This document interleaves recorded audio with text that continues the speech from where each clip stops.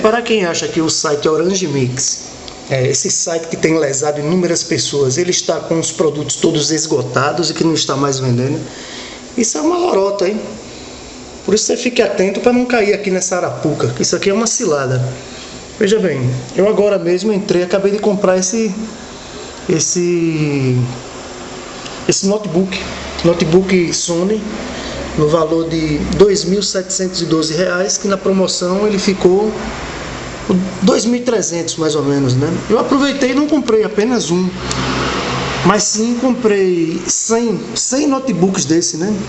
Foi ótimo, a compra de 100 notebooks eu tive um desconto aqui de R$ 40.692, entendeu? Aqui o manuseio, a forma de envio, o prazo total, dentro de 30 até 45 dias eu poderia receber. E aqui no boleto bancário, né, que eu vou pagar, tá aqui o valor absoluto, o valor total, né? R$ 230.592,18. Então, para você ver que tá aí ainda, a arapuca continua armada, né? Entendeu? Tá na hora de todos aí tomarem cuidado com esse site, com o Orange Mix, porque realmente ele está lesando as pessoas.